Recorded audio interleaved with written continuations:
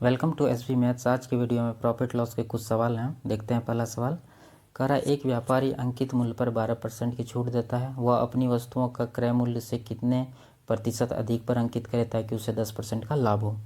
तो इस सवाल को बनाने से पहले रेशियो का एक फॉर्मेट याद रखना है। जैसे कोई वस्तु का कॉस्ट प्राइस है, अगर उस प्राइस को थोड़ा सा बढ़ा दिया जाए तो वो क्या बन जाता है, उसका मार्क प्राइस यानी अंकित मूल्य बन जाता है। फिर उस पर अंकित मूल्य पे कुछ परसेंटेज डिस्काउंट दिया जाता है तो उसके बाद क्या मिलता है, सेलिंग प्राइस यानी विक्रय मूल्य। अगर ये दोनों रेशियो को गुना कर दिया जाए तो क्या मिलेगा हमको, यहाँ से एमपी और एमपी कट जाएगा, बचेगा हमारे पास सीपी और एसपी का रेशियो। ठीक है, इसी रेशियो से सारा सवाल हल करेंगे। देखते हैं सवाल कह रहा है कि अंकित मूल्य पर 12% की छूट मिलता है। अगर अंकित मूल्य पर छूट मिलेगा तो क्या प्राप्त होगा, विक्रय मूल्य। तो यानी कहने का मतलब ये वाला रेशियो हमारे पास दिया होगा। 12% मतलब होता है 3/25।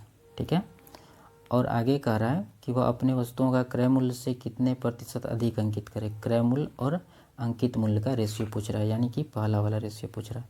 और उसके बाद क्या दिया हुआ, उसे 10% का लाभ होता है, यानी कि 10% का लाभ होता है। लाभ किस पर होता है, क्रय मूल्य पर। यानी कि क्रय मूल्य अगर 10 है तो विक्रय मूल्य कितना होगा, 11 होगा, क्योंकि 10% का फ्रैक्शन कितना होता है, 1/10। तो इसको रेशियो पे बैठाते हैं, पहला वाला रेशियो निकालना है। तो यानी कि सीपी और एमपी को वैसे रहने देंगे। उसके बाद एमपी और एसपी का रेशियो कितना होगा, यहाँ पर अगर मार्क प्राइस यानी अंकित मूल्य अगर 25 यूनिट है और 3 यूनिट का डिस्काउंट मिलता है तो बिकता है कितना में, 22 यूनिट में। ठीक है, और कह रहा 10% का लाभ, यानी कि अगर क्रय मूल्य 10 रुपया है, 10 यूनिट है तो विक्रय मूल्य कितना होगा, 11 यूनिट। तो ये दोनों रेशियो को गुना करने पर ये मिलता है। तो अगर हमको ये निकालना है तो हम क्या करेंगे, नीचे वाला रेशियो को इस रेशियो से भागा करेंगे, यानी कि 10 बट्टा इसको 25 से यहाँ भागा करेंगे और 22 से यहाँ पर भागा करेंगे। तो ये कितना हो जाएगा कटाने के बाद, ये 5 से 5 बार में, 5 से 2 बार में, यहाँ पर 11 से 1 बार में, 11 से 2 बार में। तो यहाँ पर क्रॉस गुना करके डायरेक्ट रेशियो निकाल लेंगे। 2 से 2 गुना करेंगे तो यहाँ पर 4, और यहाँ पर 5 और 1 को गुना करेंगे तो 5। यानी कि सीपी और एमपी का रेशियो कितना आ गया, 4:5। तो कितना बढ़ाना है, 1 यूनिट बढ़ाना है, किस पर, 4 पर। तो परसेंटेज में कितना बढ़ेगा, 1/4 गुना 100 कर देंगे। तो ये कटाने के बाद कितना आएगा, 25%। ठीक है, यही आंसर होगा। देखते हैं अगला सवाल।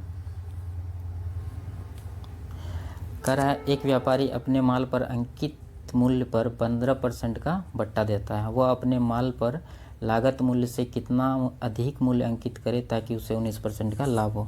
यानी कि यही रेशियो, सीपी से एमपी, फिर एमपी से एसपी, उसके बाद हमको फाइनल क्या मिलेगा, सीपी और एसपी का रेशियो मिलेगा। ठीक है, तो कह रहा है कि अंकित मूल्य पर 15% का बट्टा, 15% मतलब 3/20। ठीक है, तो अगर अंकित मूल्य पर बट्टा देकर बेचेंगे तो इसका मतलब क्या मिलेगा, विक्रय मूल्य मिलेगा, यानी कि बीच वाला रेशियो दिया हुआ है। और कह रहा लागत मूल्य से कितना अधिक अंकित करें, यानी कि सीपी और एमपी का रेशियो पूछ रहा है। पिछले सवाल जैसा ये सवाल है, तो सीपी और एमपी को वैसे रहने देंगे और बीच वाला रेशियो को बैठाएंगे। कह रहा है 20/3 का छूट मिलता है। अगर मार्क प्राइस 20 यूनिट है तो सेलिंग प्राइस कितना होगा, 17 यूनिट, क्योंकि 3 का छूट मिलता है।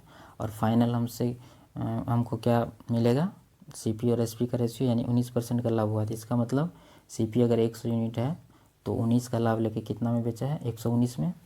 तो हमको ये निकालना है, तो क्या करेंगे, 20 से इसमें भागा देंगे और 17 से इसमें भागा देंगे। तो ये 17 से 7 बार में और ये 20 से 5 बार में, यानी 5:7 आ गया। क्या आ गया, 5:7। सीपी और एमपी का रेशियो आ गया ये। ठीक है, तो कितना अधिक अंकित करना पड़ेगा, यानी सीपी अगर 5 यूनिट है तो एमपी कितना बनाना पड़ेगा, 7 यूनिट। तो बढ़ाना पड़ेगा 2 यूनिट, 2 यूनिट बढ़ाना पड़ेगा। तो किस पर बढ़ाना पड़ेगा, 5 पर। इसको परसेंटेज निकालेंगे, 5 से कटा देंगे 20, 20×2 40%। यानी अगर क्रय मूल्य को 40% बढ़ा देंगे तो अंकित मूल्य प्राप्त हो जाएगा। अगला सवाल देखते हैं। कह रहा है, एक व्यापारी अपनी प्रत्येक वस्तु पर इतना मूल्य अंकित करता है कि इस मूल्य पर 20% छूट देने पर उससे 25% लाभ होता है। यदि किसी वस्तु का क्रय मूल्य 432 हो तो इसका अंकित मूल्य क्या होगा। ठीक है, तो वही रेशियो बैठाएंगे यहाँ पर, सीपी से एमपी बनाएंगे और एमपी से SP मिलेगा और फाइनल दोनों को गुना करने पर हमको CP और SP का रेशियो प्राप्त होगा। तो इसमें से पूछा गया है अंकित मूल्य, दिया हुआ है क्रय मूल्य। तो अगर क्रय मूल्य दिया रहे तो हमसे दो चीज़ पूछ सकता है, या तो मार्क प्राइस यानी अंकित मूल्य पूछ सकता है, या नहीं तो सेलिंग प्राइस पूछ सकता है, क्योंकि कॉस्ट प्राइस से दोनों का रेशियो है। इसी तरह से अगर MP दिया रहे तो दो चीज़ पूछ सकता है, या तो कॉस्ट प्राइस पूछ सकता है या तो सेलिंग प्राइस पूछ सकता है, क्योंकि MP यहाँ भी है यहाँ भी है। अगर सेलिंग प्राइस दिया रहे, यहाँ भी सेलिंग प्राइस है यहाँ भी है, तो हमसे दो चीज़ पूछ सकता है, या तो मार्क प्राइस पूछ सकता है या तो कॉस्ट प्राइस पूछ सकता है। ठीक है, तो इसके अनुसार बैठाएंगे। दिया हुआ क्या हमारे पास, इस मूल्य पर 20% छूट देने पर 25% का लाभ होता है। तो छूट दिया जाता है अंकित मूल्य पर, यानी अंकित मूल्य पर छूट देंगे तो विक्रय मूल्य मिलेगा, यानी बीच वाला रेशियो दिया हुआ है। यानी कहने का मतलब 20% का फ्रैक्शन 1/5, यानी 5 का सामान 4 में बिका। ठीक है, उसके बाद इसका अंकित मूल्य क्या होगा, और दिया हुआ है 15% का लाभ होता है, यानी कि लाभ किस पर होता है, क्रय मूल्य पर, यानी CP और SP का रेशियो यहाँ से मिल जाएगा। 25% मतलब 1/4, यानी कहने का मतलब 4 का सामान कितना में बेचता है वो, 5 में बेचता है, 1 का लाभ लेकर। ठीक है, और क्रय मूल्य दिया हुआ, अंकित मूल्य निकालना, यानी क्रय मूल्य और अंकित मूल्य का रेशियो अगर मिल जाएगा तो वो चीज़ निकल जाएगा, यानी CP और MP का रेशियो निकालना है।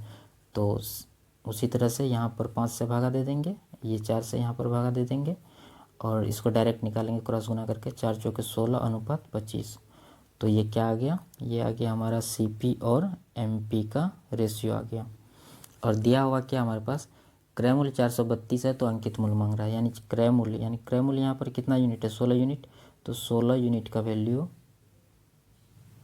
432 है, तो 1 यूनिट का कितना आएगा, 16 दूना 32, और ये कितना बचेगा 11 और 2 16 27 बार में कट जाएगा ये। तो हमसे पूछ रहा है कितना, 25 यूनिट, यानी अंकित मूल्य 25 यूनिट है, तो 25 यूनिट का वैल्यू कितना आएगा, तो इससे 25 गुना 27 करेंगे तो ये आ जाएगा 175, 17 और 67, 675 रुपया, 675 ऑप्शन है। ठीक है, अगला सवाल देखते हैं। कह रहा है एक दुकानदार अपने ग्राहक को 10% बट्टा देकर भी 26% का लाभ कमाता है। ठीक है, एक वस्तु का अंकित मूल्य 280 है, उसमें इसे कितने रुपये में खरीदा। तो यहाँ पर अंकित मूल्य दिया हुआ है, क्रय मूल्य पूछ रहा है, यानी अंकित मूल्य और क्रय मूल्य का रेशियो दिया हुआ। तो CP और MP का रेशियो यहाँ पर, और उसके बाद MP और SP का, और फाइनल मिलेगा हमको CP और SP का रेशियो। ठीक है, तो ये याद रखना है। और उसके बाद इस पर बैठाते हैं। कह रहा है कि 10% बट्टा देकर, यानी बट्टा किस पर दिया जाता है, बट्टा दिया जाता है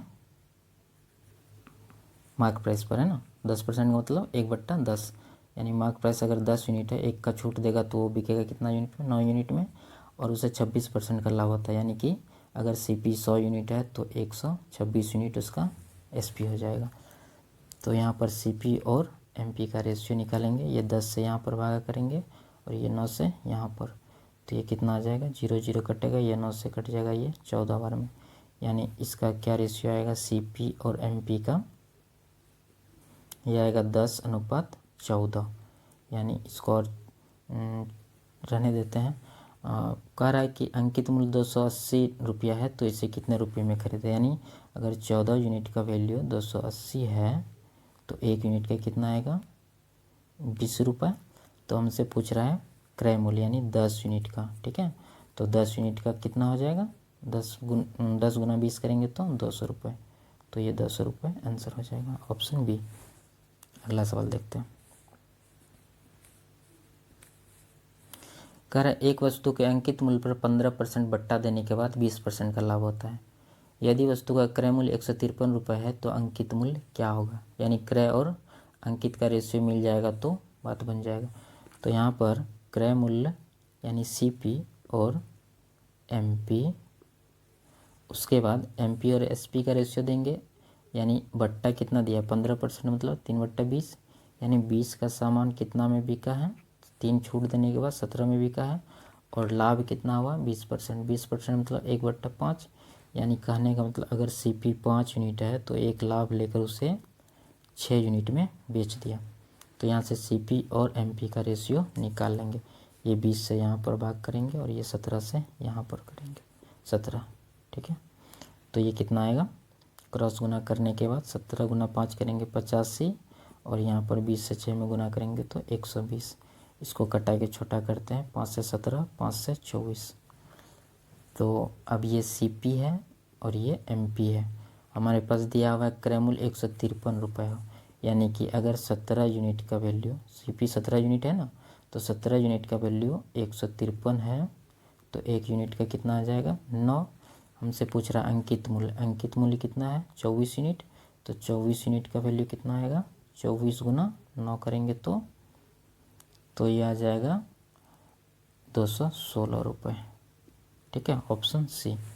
अगला सवाल देखते हैं।